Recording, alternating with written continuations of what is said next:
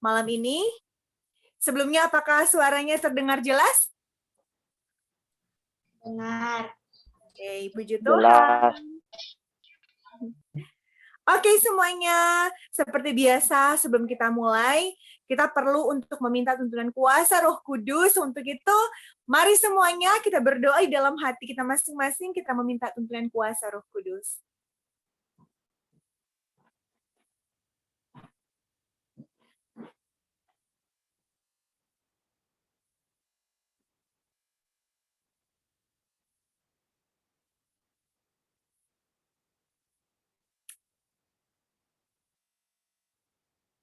Baik, sebagai lagu buka kita malam ini, kita akan nyanyikan bersama-sama lagu Sion edisi lengkap nomor 449, Tiap Hari Aku Selalu Berjalan.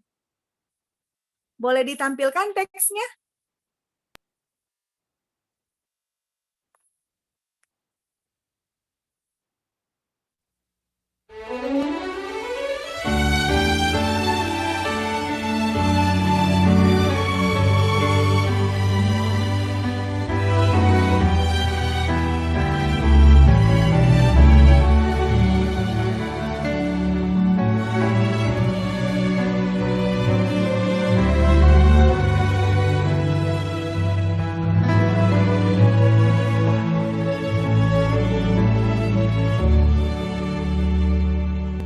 Tiap hari aku selalu berjalan, ku teguh hadapi cobaan,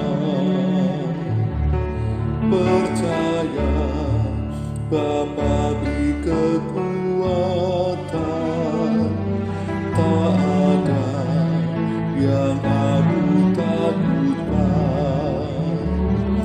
Tak terkira kemurahan Tuhan, yang terbaik Tuhan selalu berikan. Dalam suka duka kehidupan, Dia beriku kedamaian. Tiap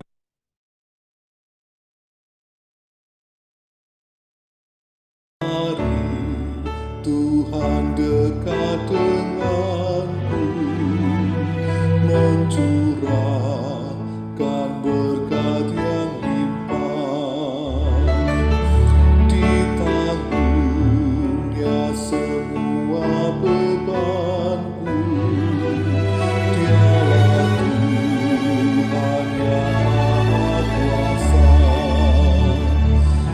Dilindunginya akan umatnya, dan segala yang dimilikinya. Umur dan kekuatan ditambahkan, itu yang dijanjinya. Tolong aku dalam pencobaan, ku percaya janji-Mu Tuhan. Hiburan-Mu teguhkan imanku, tertulis dalam Alkitab-Mu. Tolong aku bila bebanku berat, dengan tangan Bapa yang kuat. Hari demi hari kan berlalu, sampai tiba di surga.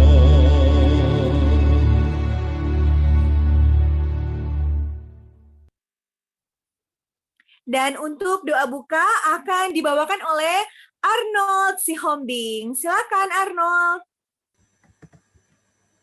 Mari sama-sama kita berdoa. Bapa di sorga, kami datang kepadamu di sore hari ini untuk mendengarkan firman-Mu di Family Online Worship. Berkatilah kami agar kami dapat mendengarkan dengan baik dan benar, dan juga curahkanlah Roh Kudus-Mu, Tuhan, agar kami dapat mengerti akan firman-Mu. Berkati juga Uncle Glenn yang akan membawakan firman-Mu, agar firman yang dibawakan hanya berasal dari-Mu saja, Tuhan. Ampunilah segala dosa kami, karena kami berdoa dalam nama Yesus, kami berdoa dan mengucap syukur. Amin.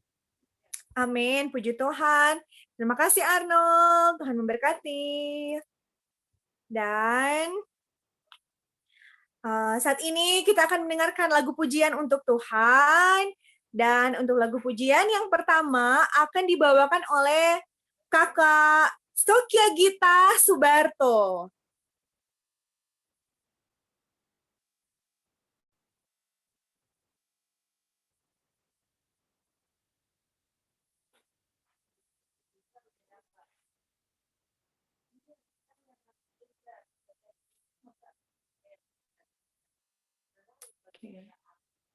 Sebentar ya.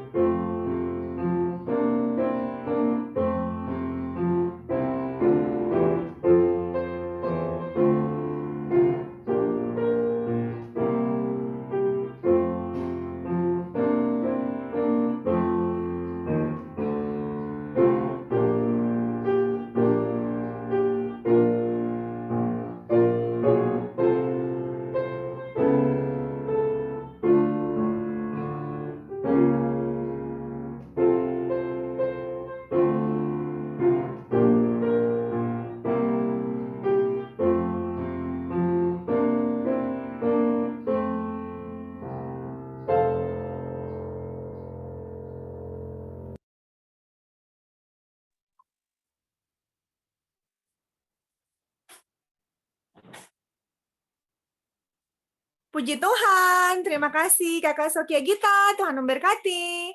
Dan baiklah, saat ini kita semua akan mendengarkan kesaksian keluarga, dan malam ini untuk kesaksian keluarga akan dibawakan oleh keluarga Raranta. Oke, silakan.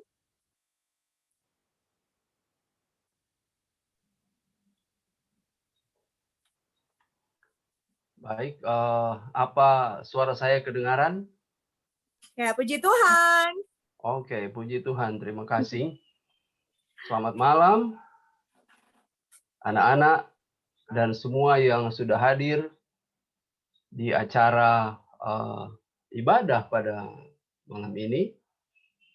Kita bersyukur oleh karena kita semua diberikan kesehatan, sehingga boleh menghadiri acara ibadah ini walaupun hanya secara Zoom atau dengan menggunakan media-media online. Terima kasih atas kesempatan yang diberikan kepada kami, keluarga Raranta Sumanti, untuk boleh membawakan kesaksian singkat mengenai keikutsertaan kami di dalam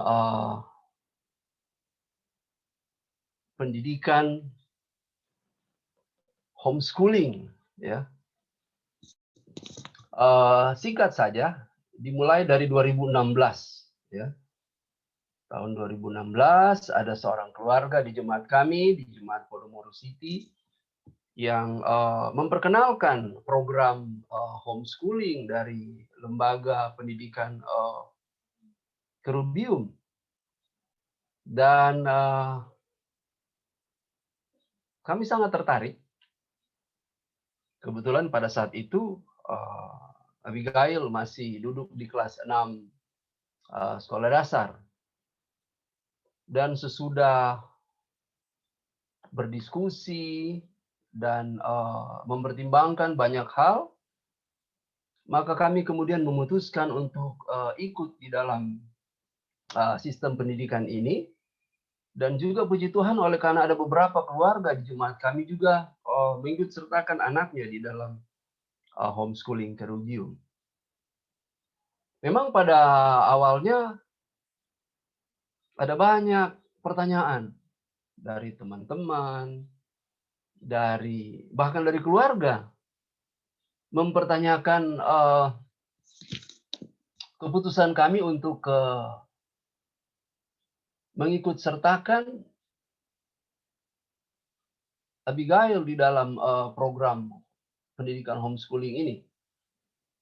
Tetapi kami tetap dengan keputusan yang sudah kami ambil dan dengan dengan komitmen untuk tetap ada di dalam sistem pendidikan ini.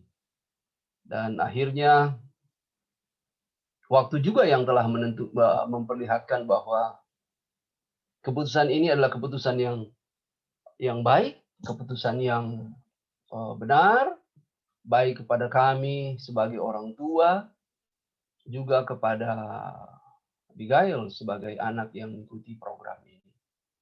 Dan tentu akan ada banyak suka duka, ya, ada banyak pertanyaan-pertanyaan yang dilontarkan oleh orang-orang atau rekan-rekan. Salah satunya adalah bagaimana nanti anak itu bisa belajar untuk bersosialisasi kalau dia kemudian hanya belajar dari rumah, kemudian juga menggunakan media-media komunikasi. Tetapi ternyata bahwa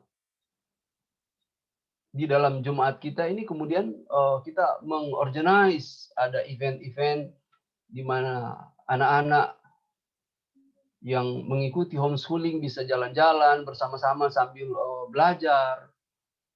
Mereka kemudian mengunjungi planetarium yang ada di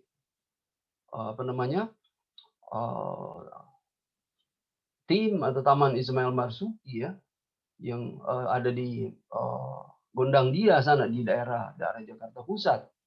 Jadi kegiatan itu yang dilakukan, ada juga beberapa kegiatan yang lain, sehingga namanya kesulitan dalam hal bersosialisasi, bergaul, anak-anak ini juga bisa diatasi. Tentu tidak seperti biasanya kalau mereka menghadiri sekolah secara langsung. Tapi kami sendiri yakin bahwa ini adalah keputusan yang benar dan sesuai dengan tulisan-tulisan dari Roh Nubuat, sehingga kami tetap dalam komitmen untuk mengikut sertakan Abigail di dalam program pendidikan ini. Memang pada awalnya juga sedikit beresiko oleh karena dia waktu itu sudah kelas 6 dan kemudian ada banyak pertanyaan dan ada juga sedikit keraguan dalam hati kami mengenai bagaimana dia nanti akan mengikuti ujian nasional.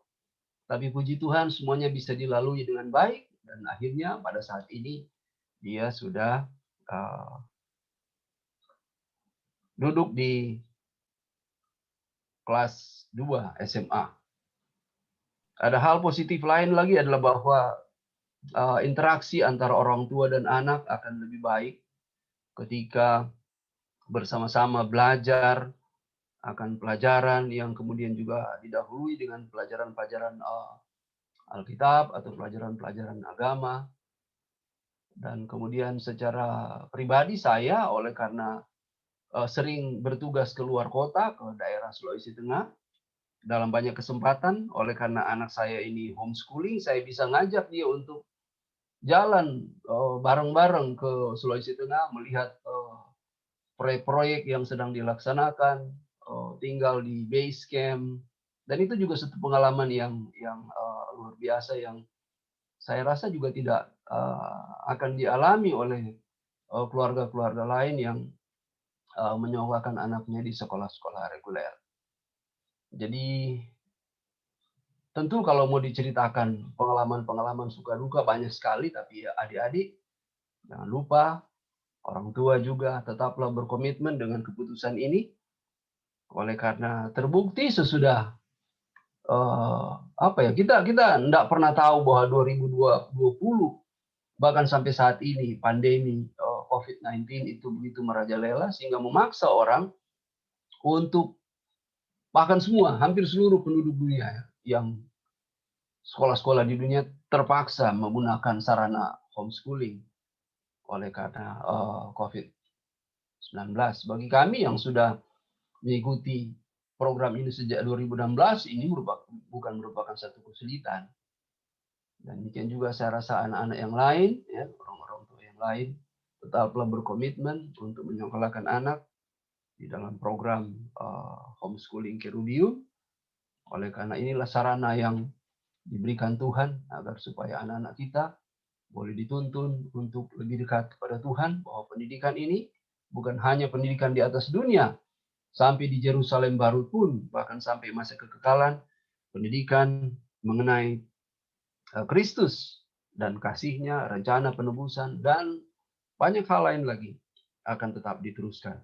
Baik, untuk bagian akhir saya akan membacakan 2 ayat Alkitab yang diambil dari buku Amsal pasal yang ke-23 ayat yang ke-19 yang berbunyi demikian.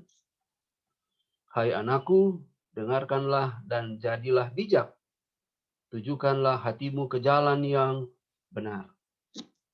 Amsal 19 ayat 20 dikatakan, dengarkanlah nasihat dan terimalah didikan supaya engkau menjadi bijak di masa depan. Inilah kerinduan kita agar supaya anak-anak kita menjadi anak-anak yang dipersiapkan untuk kehidupan di Yerusalem baru. Baik, terima kasih. Tetap semangat, tetap belajar, dan patuhilah segala nasihat, perintah, dan ajaran-ajaran orang tua, terutama segala perintah dan ajaran-ajaran dari Tuhan kita, Yesus Kristus. Terima kasih. Amin. Puji Tuhan. Terima kasih Om Gard. Tuhan memberkati Om Gard dan keluarga. Oke. Baik, saat ini kita akan mendengarkan lagu pujian yang kedua. Dan untuk lagu pujian yang kedua ini akan dibawakan oleh Vanessa Siagian.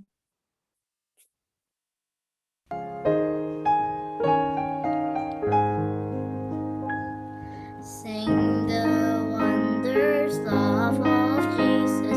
Sing His mercy and His grace. And the mansion bright and blessed, He'll prepare for us a place. When we all get to heaven, what a day of rejoicing that will be. When we all see Jesus, we'll sing and shout the victory. While we walk the pilgrim pathway, clouds will overspread the sky. But when traveling days are over, not a shadow, not a sign. When we all get to heaven, what a day of rejoicing that will be. When we all see Jesus, we'll sing and shout the victory. Let us then be true and faithful, trusting, serving every day. Just one glimpse of Him in glory, will the toils of life repay. When we all get to heaven, what a day of rejoicing that will be. When we all see Jesus, we'll sing and shout the victory. Onward to the prize before us, soon His beauty will behold. Soon the pearly gates will open, we shall tread the streets of gold. When we all get to heaven, what a day of rejoicing that will be. When we all see Jesus, we'll sing and shout the victory. When we all see Jesus, we'll sing and shout the victory.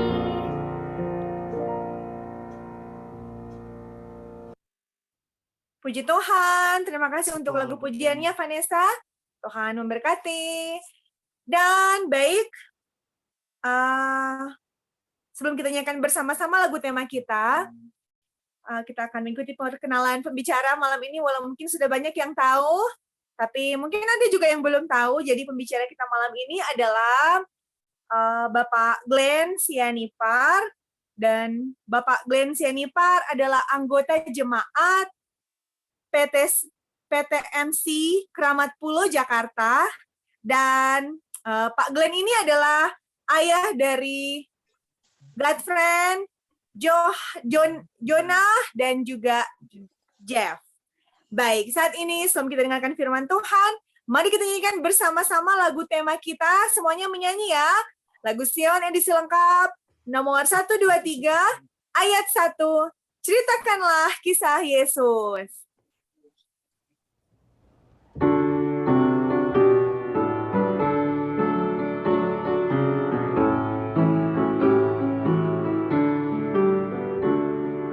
Ceritakanlah kisah Yesus, ukiran dalam hati. Kisah indah sang penebus, kita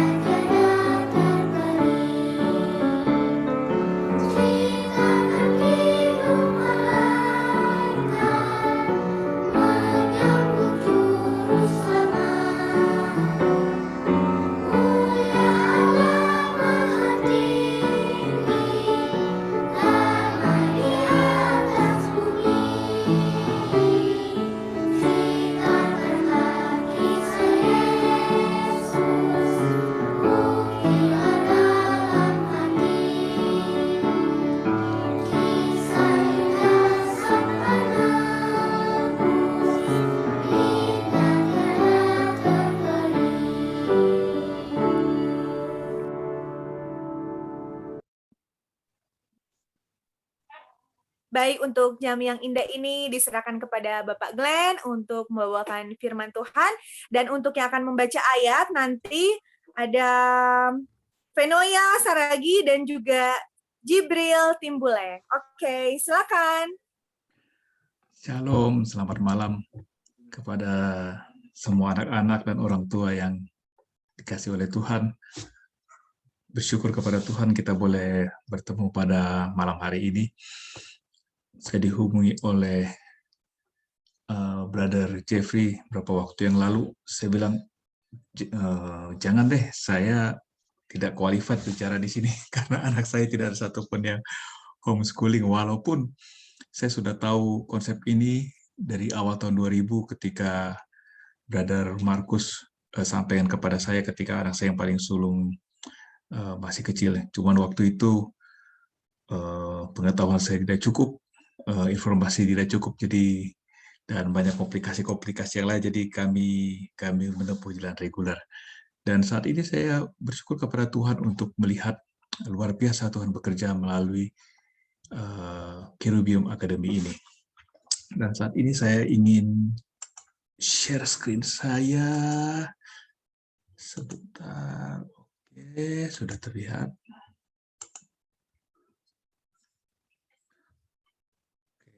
Tadi saya sudah diperkenalkan tentang keluarga saya. Inilah keluarga saya. Saya mempunyai 3 orang anak laki-laki. Yang saya peluk adalah anak laki-laki saya yang paling besar, namanya Gottfried. Dia sudah berkuliah sekarang. Kemudian yang dipeluk sama istri saya itu anak kami yang kedua, namanya Jonah, juga sudah berkuliah. Dan yang diantara saya dan istri saya adalah anak kami yang bungsu, sekarang kelas 9 ya, kelas 9. Kami bersyukur kepada Tuhan untuk anugerah Tuhan yang indah bagi keluarga kami, di mana Tuhan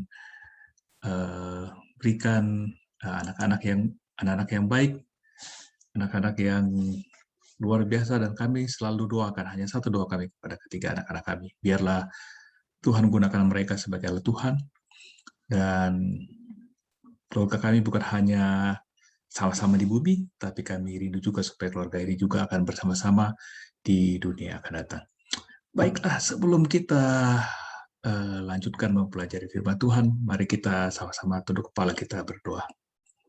Bapa di surga, kami bersyukur untuk kebaikan Tuhan, kami bersyukur untuk kemurahan Tuhan. Kami akan sama-sama mempelajari firman Tuhan, merenungkan firman Tuhan. Biarlah Tuhan menolong kami untuk selalu mengarahkan pandangan kami kepada Yesus, yang adalah awal dan akhir daripada iman kami.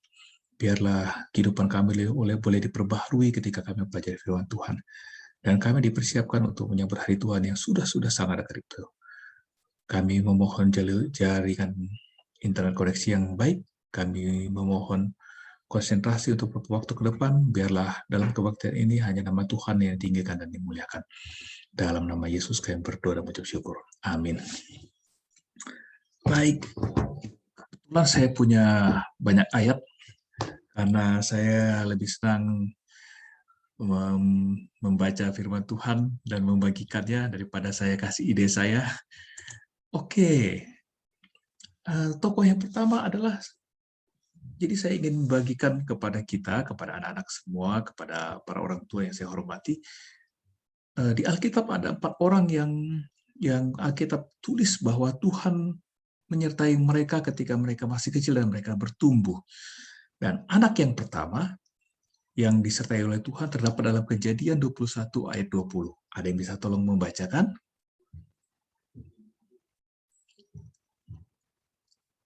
Ada yang bisa tolong baca Kejadian 21 ayat 20? Allah menyertai anak itu sehingga ia bertambah besar, ia menetap di padang gurun dan menjadi seorang pemanah. Oh, terima kasih, Krista. Jadi, ayat ini mengatakan bahwa Tuhan menyertai Ismail dan ia semakin bertambah besar dan dia tinggal di padang gurun. Lalu siapa yang tokoh kedua? Terdapat dalam Hakim-Hakim 13 ayat 24. Ada yang bisa tolong membacakan?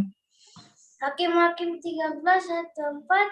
Lalu perempuan itu melahirkan seorang anak laki-laki dan memberi nama Simson kepadanya. anak itu menjadi besar dan Tuhan memberkati dia. Oke, jadi di Alkitab sudah ada 2 orang yang anak-anaknya, anak-anak Tuhan sertai mereka. Yang pertama adalah Ismail, yang kedua adalah Simpson. Ada yang bisa tebak siapakah yang ketiga yang ditulis sama Alkitab? Ada yang bisa tebak siapa yang ketiga? Yesus atau tidak Musa. Oke, Yesus atau tidak Musa. Oke, Yesus ada masuk di ayat ini, tapi dia bukan yang ketiga. Yang ketiga adalah yang arti namanya diminta dari Tuhan. Ada yang tahu? Dia adalah Samuel. Benar. Oke, dia adalah Samuel. Mari kita, ada 2 ayat di sini. Ada yang bisa tolong baca 1 Samuel 2:26 dan yang lain bisa tolong baca 1 Samuel 3:19. Tetapi Samuel yang muda itu semakin besar dan semakin disukai, baik di hadapan Tuhan maupun di hadapan manusia. Terima kasih. Ada yang lain bisa bantu 1 Samuel 3:19? 1 Samuel 3:19 dan Samuel makin besar dan Tuhan menyertai dia dan tidak ada satupun dari firman-Nya itu yang dibiarkannya gugur. Jadi kita sudah belajar ada 3 orang yang Alkitab katakan dari kecil Tuhan sudah menyertai mereka. Yang pertama adalah Ismail, yang kedua adalah Simpson, yang ketiga adalah Samuel. Dan yang keempat adalah benar yang sudah kita baca tadi, yaitu Yesus. Ayatnya terdapat dalam Lukas 2 ayat 40 sampai 52. 40 dan 52. Ada yang bisa tolong baca? Lukas 2 ayat 40. Anak itu bertambah besar dan menjadi kuat, penuh hikmat dan kasih karunia Allah ada padanya. Terima kasih. Ayat 52, ada yang bisa tolong baca? Dan Yesus makin bertambah besar dan bertambah hikmatnya dan besarnya dan dikasihi oleh Allah dan manusia. Terima kasih. Nah, kita sudah ada belajar 4 orang yang dari kecil Tuhan sudah menyertai mereka. Pertama adalah Ismail, kedua adalah Simpson, ketiga adalah Samuel, dan keempat adalah Yesus. Lalu mari kita lihat sama-sama bagaimana sih akhir daripada kehidupan mereka. Apakah kalau disertai Yesus kecil, besarnya juga selalu disertai akan menjadi anak yang penurut? Atau bagaimana? Apakah menjadi tidak penurut lagi atau bagaimana? Nah, mari kita sama-sama lihat ayat. Nah, tadi sudah dibaca dalam Kejadian 21 ayat 20. Ismail yang disertai Tuhan, ya dia disertai Tuhan, tapi dia membuat keputusan yang tidak bagus. Apa keputusannya? Dia hanya mau tinggal di padang gurun dan menjadi seorang pemanah. Tuhan sertai dia, Tuhan mau lakukan sesuatu untuk dia, tapi dia memilih, ya sudahlah, saya cuma di padang gurun saja dan saya juga cuma jadi pemanah. Dan hamba Tuhan, Nyonya White, memberikan komentar tentang Ismail. Wah, ini panjang sekali. Saya baca dengan cepat ya, supaya kita boleh sama-sama memahaminya. Ketika dia masih muda, dia itu menikah dengan orang-orang yang tidak percaya, dan pengalaman hidupnya menyedihkan dan akhirnya membuat dia jauh daripada Tuhan. Tetapi anak-anak dan orang tua yang kami hormati, kalau kita baca yang saya sudah garis warna merah, pada hari tuanya ia bertobat daripada jalan yang jahat dan kembali kepada Allah Bapanya. Tetapi cap daripada tabiatnya tetap meninggalkan bekas pada keturunannya.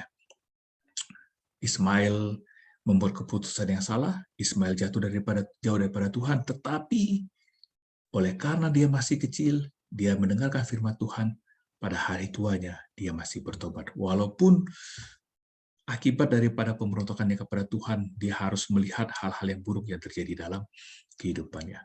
Itu Ismail. Bagaimana dengan Simpson? Nah, ada yang bisa tolong baca Hakim-Hakim 16 ayat 30? Berkatalah Simpson, biarlah kiranya aku mati bersama-sama orang Filistin ini, lalu membungkukkanlah ia sekuat-kuatnya. Maka rubuhlah rumah itu menimpa raja-raja kota itu dan seluruh orang banyak yang ada di dalamnya. Yang mati dibunuhnya pada waktu matinya itu lebih banyak daripada yang dibunuhnya pada waktu hidupnya. Terima kasih, anak. Kehidupan Simpson tidak jauh berbeda dengan kehidupan Ismail. Tuhan sertai mereka, Tuhan berkati mereka. Tetapi sebagaimana Ismail membuat keputusan yang salah dalam hidupnya, Simpson juga membuat keputusan yang salah dalam kehidupannya. Nyonya White menuliskan, perlindungan Allah telah menyertai Simpson agar ia dapat disediakan untuk melaksanakan pekerjaan yang untuknya ia telah dipanggil. Dari sejak kecil, ia dikelilingi oleh satu lingkungan yang baik untuk kekuatan jasmaninya, kesegaran pikirannya, dan kesucian moralnya. Tetapi perhatikan baik-baik. Tetapi di bawah pengaruh pergaulan yang jahat, ia telah melepaskan pegangannya dari Tuhan yang merupakan satu-satunya pelindung manusia. Dan ia pun telah dihanyutkan oleh arus kejahatan. Tuhan sudah siapkan pekerjaan yang hebat kepada Simpson. Tuhan sudah siapkan rencana yang hebat kepada Simpson. Tuhan berkati Simpson dari masa kecil. Tetapi kembali, Simpson membuat keputusan yang salah dalam hidupnya.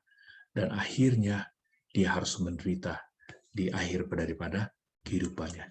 Nah, bagaimana dengan Samuel? Wah, ini ayatnya panjang nih ya. 1 Samuel 8 ayat 1-3. Ada satu orang bisa tolong saya untuk membaca 3 ayat ini? 1 Samuel 8 ayat Ya. 1 sampai 3. Ya. Setelah Samuel menjadi tua, diangkatnya lah anak-anaknya laki-laki menjadi hakim atas orang Israel. Nama anaknya yang sulung ialah Yoel, dan nama anaknya yang kedua ialah Abia. Keduanya menjadi hakim di Beersheba. Tetapi anak-anaknya itu tidak hidup seperti ayahnya. Mereka mengajar Laba menerima suap dan memutarbalik keadilannya. Terima kasih, sayang. Sama-sama. Samuel, dia hidup jujur, dia hidup bersih, tetapi ada sayangnya sama Samuel. Dia gagal untuk mendidik anak-anaknya. Sehingga di akhir daripada kehidupan Samuel, orang Israel meminta raja karena mereka lihat bahwa anak-anak Samuel tidak hidup sebagaimana Samuel hidup. Ismail punya kegagalan, walaupun dia bertobat. Simpson punya kegagalan, walaupun dia bertobat. Samuel sudah lakukan hidupnya, ya ada juga kelemahan dalam kehidupannya. Tetapi kita puji Tuhan, ada tokoh keempat yang sudah kita baca tadi. Bahwa dia hidupnya dengan luar biasa. Kenapa Ismail gagal? Kenapa Simpson gagal? Kenapa anak-anak Samuel gagal? Ini komentar Nyonya White. Orang-orang yang sama yang direncanakan Allah akan digunakan sebagai alat untuk satu pekerjaan istimewa. Segala upaya akan dilakukan setan untuk menyesatkannya. Jadi setan tidak suka ada orang-orang yang disiapkan Tuhan untuk pekerjaan Tuhan. Setan akan serang, setan akan jatuhkan mereka. Nah, tapi ini janji Tuhan. Walaupun setan mau menyerang kita, walaupun setan mau mengalahkan kita, tapi bagian bawah ini adalah janji Tuhan yang saya ingin kita perhatikan sama-sama pada malam hari ini. Tetapi tidak seorang pun perlu dikalahkan.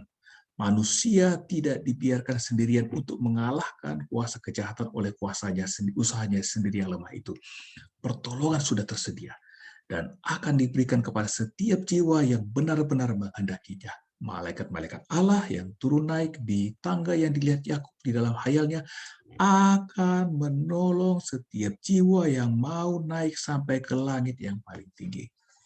Anak-anak, kalau anak-anak mengasihi Yesus, setan tidak suka.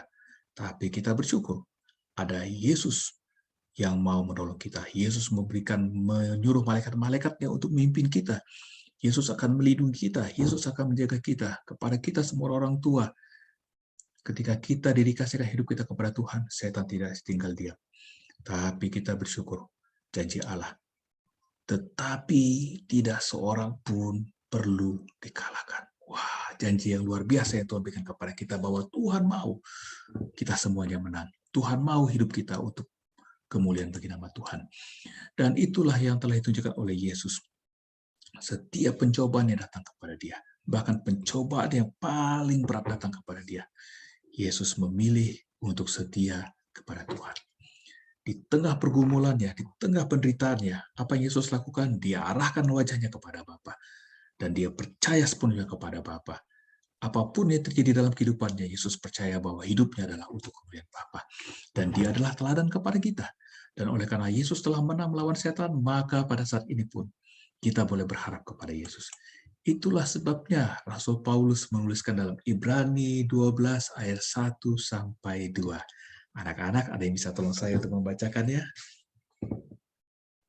Karena kita mempunyai saksi bagaikan awan yang mengelilingi kita.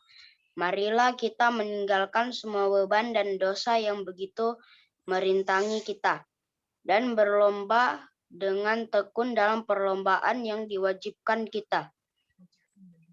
Ayat 2. Marilah kita melakukan dengan mata yang tertuju kepada Yesus, memimpin kita dalam iman dan yang membawa iman kita itu kepada kesempurnaan, yang dengan mengabaikan kehinaan tekun memikul salib, ganti sukacita yang disediakan bagi Dia yang sekarang duduk di sebelah kanan tahta Allah. Jadi, terima kasih sudah dibacakan, sayang. Jadi, marilah kita arahkan wajah pandangan kita kepada Yesus. Kenapa? Yesus telah menang. Arahkan wajah kepada Yesus. Kenapa? Yesus selalu setia kepada Tuhan. Arahkan wajah kepada Yesus. Kenapa? Yesus telah menjadi contoh kepada kita. Apa artinya setia kepada Tuhan? Apa artinya menurut kepada Tuhan? Dan Tuhan berjanji bahwa Yesus akan memberikan kekuatan kepada kita untuk menang dalam pencobaan kita. Nah, ada satu tokoh lain di Alkitab yang bagi saya sangat menarik. Oh, ada 4 ayat nih ya, nggak apa-apa ya. Boleh satu orang tolong saya untuk membacakan Kejadian 5 ayat 21 sampai 24. Panjang ayatnya, silakan. Ada yang bisa tolong anak-anak? Setelah Henok hidup 65 tahun, ia memperanakan Metusala. Dan Henok hidup bergaul dengan Allah selama 300 tahun lagi. Setelah ia memperanakan Metusala, dan ia memperanakan anak-anak lelaki dan perempuan. Jadi Henok mencapai umur 365 tahun, dan Henok hidup bergaul dengan Allah, lalu ia tidak ada lagi, sebab ia telah diangkat oleh Allah. Jadi kalau kita baca ayat ini, oh terima kasih sayang. Jadi kalau kita baca ayat ini baik-baik, maka kita bisa dapat satu kesimpulan bahwa anak daripada Henok lahir ketika Henok berumur 65 tahun. Dan Henok bergaul dengan Tuhan selama 365 tahun. Dan ketika dia sudah berumur 365 tahun, Henok tidak ada lagi. Jadi, perhatikan para orang tua yang saya hormati. Henok bergaul dengan Allah ketika dia memiliki anak. Dengan memiliki anak, Henok punya pengalaman apa artinya bergaul bersama dengan Tuhan. Dan anak-anak juga akan mengerti tentang Tuhan ketika mereka memiliki orang tua yang saleh, orang tua yang mengenal Tuhan. Dan dari pengalaman Henok ini kita tahu bahwa Tuhan bentuk keluarga supaya orang tua bisa memahami Tuhan dengan lebih baik lagi. Tuhan bentuk keluarga supaya anak-anak mengenal Tuhan dengan lebih baik lagi. Dari pengalaman orang tua mendidik anak, maka orang tua itu belajar untuk mengenal hati dan pikiran Tuhan. Dan anak-anak, mereka belajar tentang Tuhan dari kehidupan orang tuanya. Jadi ada satu tanggung jawab yang besar kepada kita orang tua untuk menunjukkan karakter dan teladan Allah kepada anak-anak kita supaya mereka boleh mengenal Tuhan dari kehidupan kita. Dan kepada kita orang tua, kita punya kesempatan untuk memahami hati Bapa kita di surga ketika kita mempunyai anak-anak. Sama seperti Bapa kita di surga menyayangi kita anak-anaknya, maka kita demikian juga kita sebagai Bapa di dunia ini menyayangi anak-anak kita. Izinkan saya ceritakan satu cerita. Saya mau katakan ini adalah cerita tentang Tuhan. Ini adalah pengalaman saya pribadi di mana saya lebih memahami Tuhan dengan keluarga saya. Dan mudah-mudahan cerita ini juga, kesaksian ini bagaimana Tuhan dengan luar biasa memberikan pengajaran kepada saya, juga menjadi pengajaran kepada kita semua. Dan akhirnya kita boleh mengenal Tuhan dengan lebih baik lagi. Anak-anak, tadi saya sudah kenalkan anak saya yang paling besar. Anak saya yang paling besar saya sekolahkan di Heritage Academy. Ini adalah penamatan mereka. Saya pilih sekolah ini karena saya pikir ini adalah sekolah yang bagus, di mana mereka tidak hanya dikejar dari pendidikan, tetapi mereka juga harus bekerja. Mereka juga harus meluangkan banyak sekali waktunya untuk mempelajari firman Tuhan. Dan ini adalah cara penamatan anak saya. Dan saya bersama istri saya datang untuk acara penamatan anak saya. Dan ketika sudah lulus dari Heritage Academy, saya tanya sama dia, "Abang, mau sekolah di mana, Bang?" Dia bilang, "Saya mau sekolah di Southern Adventist University." Wah, saya senang dia mau sekolah di situ. Walaupun sekolah di sini ini membuat saya dan istri saya menjadi jatuh miskin karena luar biasa mahalnya, tapi kami mau bekerja keras, kami akan senang untuk melakukan yang terbaik yang bisa kami lakukan supaya anak kami boleh meneruskan pendidikan di lembaga Advent yang terbaik. Sekolah ini ada di satu kota kecil ya, namanya Collegedale. Dan di Collegedale ini bisa dikatakan sebagai kota Advent. Banyak sekali orang-orang Advent yang tinggal di Collegedale ini. Oleh karena kami datang ke sini, kami lihat situasinya, kami lihat lingkungannya, dan kami rasa oke, akhirnya kami katakan, oke, kamu boleh bersekolah di sini. Tetapi rupanya beberapa bulan setelah bersekolah, saya lihat ada masalah sama anak saya ini. Saya telepon tidak diangkat, saya WhatsApp tidak dijawab, kelihatan nilai, saya cek melalui website nilainya jelek, saya berusaha hubungi dia, saya sulit sekali menghubungi dia, lalu saya bicara dengan istri saya, apa yang harus kita lakukan sama anak kita ini ya. Lalu kami berdoa, kami minta tuntunan Tuhan, dan ketika kami berdoa, terbetik dalam pikiran saya kisah ketika Adam dan Hawa berdosa, lalu Tuhan yang datang. Dan saya percaya itu yang Tuhan mau sampaikan kepada saya, lalu saya katakan kepada istri saya harus pergi untuk menemui anak kita. Kemudian kami cari tiket yang paling murah, kami usahakan untuk berangkat ke sana, tapi saya tidak kasih tahu sama anak saya. Akhirnya saya dapat tiket, di tengah kesibukan saya di kantor, saya berangkat. Oleh karena saya cari tiket yang murah dan keuangan kami sangat terbatas, malam itu saya harus menginap di bandara. Dan pagi-paginya baru saya lanjutkan penerbangan saya ke Atlanta. Atlanta itu sekitar 2 jam dari universitas ini kalau kita menggunakan kendaraan. Ketika saya akan terbang, saya telepon anak saya. Saya katakan, "Abang, Dedi sekarang Dedi akan ke Atlanta. Tolong jemput Dedi di bandara supaya kita boleh sama-sama ketemu." Dia bilang, "Aduh, mobil saya rusak. Aduh," dia punya bikin alasan untuk tidak jemput saya. Saya bilang, "Tolong Bang, ini Dedi tidak tahu cara ke tempat kamu." Katakan, "Oke Dad, nanti saya usahakan." Dan saya matikan HP saya naik pesawat, perjalanannya kurang lebih 3 jam perjalanan naik pesawat. Lalu saya tiba di Atlanta. Ketika saya tiba di Atlanta, saya buka HP saya, dan saya dapat kabar yang membuat tekanan darah saya naik. WhatsApp yang saya terima adalah, "Dad, sorry, gak bisa saya jemput, jadi cari mobil rental aja untuk datang." Saya sudah perjalanan sekitar 20 jam lebih.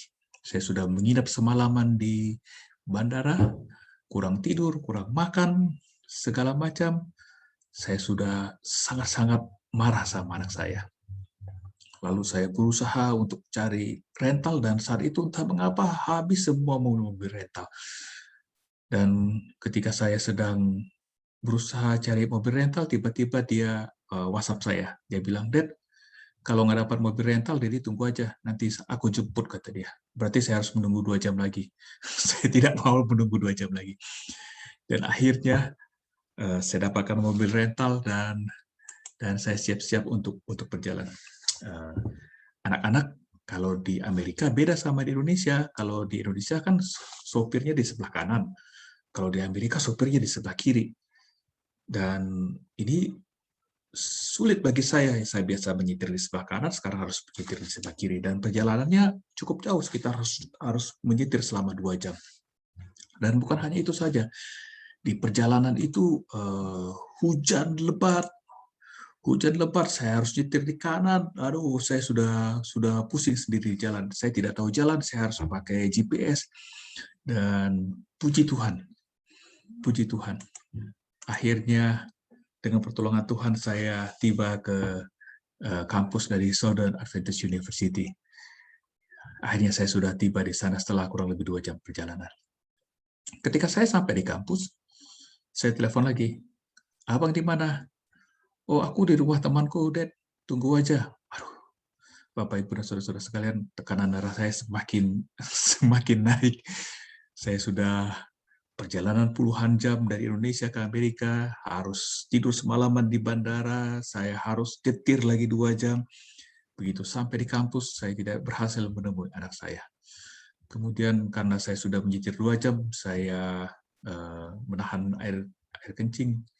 Jadi saya minta izin, saya masuk ke dalam asrama, lalu saya ke toilet. Kemudian setelah selesai dari toilet, saya keluar, saya pikir, aduh, saya mau tunggu di mobil saja. Dan sementara saya berjalan ke mobil, saya mendengarkan satu panggilan yang hanya 3 anak laki-laki yang memanggil saya seperti itu, yaitu adalah Dedi. Saya dengar, Dedi, dan saya tahu sekali yang memanggil saya adalah anak saya yang kurang ajar itu, yang suruh saya nyetir sendiri 2 jam, tidak mau jemput saya sampai ke asrama, dia tidak ada. Dan ketika saya lihat anak saya itu, saya sudah mau marah. Saya sudah kemarin saya sudah di ubun kepala saya. Tapi dia berlari kepada saya, lalu dia buka tangannya mau meluk saya. Dan untuk sesaat saya bingung apa yang harus saya lakukan. Dan saat itu saya tahu hanya satu hal yang harus saya lakukan, yaitu saya buka juga tangan saya. Dan ketika dia dekat, saya peluk dia erat-erat. Dan ketika saya peluk dia erat-erat, semua kemarahan hilang. Semua rasa jengkel hilang.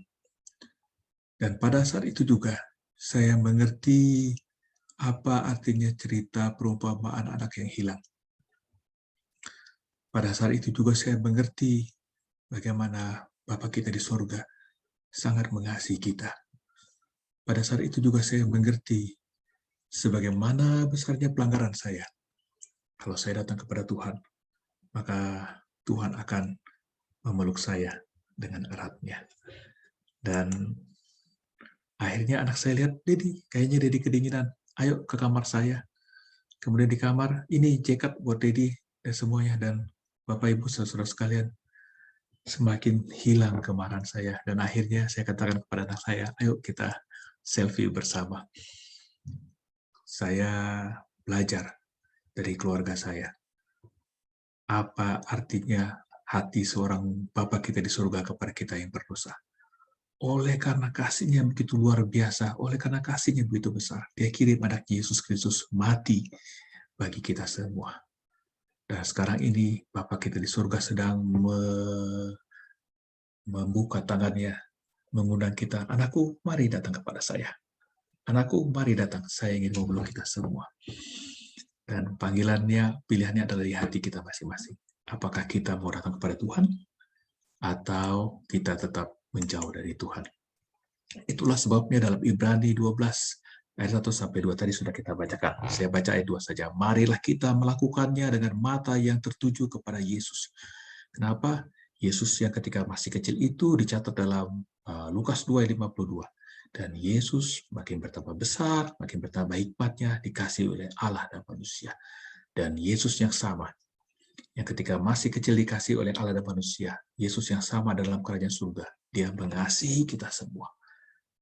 Dan Yesus mau, melalui keluarga kita masing-masing, kita memahami hati dan pikiran Tuhan. Dan melalui keluarga kita semua, Yesus mau anak-anak juga belajar tentang hati Tuhan. Jadi anak-anakku sekalian, sementara kalian muda, cari Yesus. Dan kepada para orang tua sekalian, di keluarga kita bisa belajar hati dan pikiran Tuhan. Kiranya Tuhan memberkati kita semuanya. Mari kita berdoa. Terima kasih Tuhan untuk kesempatan yang singkat ini. Kami boleh belajar firman Tuhan. Kami boleh mengenal isi hati Tuhan, betapa besarnya, dalamnya, tingginya, lebarnya, luasnya kasih Tuhan kepada kami. Ajari kami untuk menerima anugerah Tuhan yang luar biasa ini. Ajari kami untuk diubahkan oleh kuasa Tuhan. Dan ajari kami sebagai orang tua menolong anak-anak kami mengenal Tuhan melalui kehidupan kami di rumah. Dan tolong semua anak-anak ini, mereka semakin besar, semakin bertumbuh, semakin dikasihi oleh Allah dan manusia. Dan tolong semua anak-anak ini membuat keputusan-keputusan yang benar dalam kehidupan mereka, agar mereka boleh membuat keputusan yang benar sebagaimana Yesus telah membuat keputusan yang benar. Terima kasih Bapa untuk kesempatan yang indah pada malam hari ini. Terpujilah nama Tuhan. Dalam nama Yesus kami berdoa. Amin.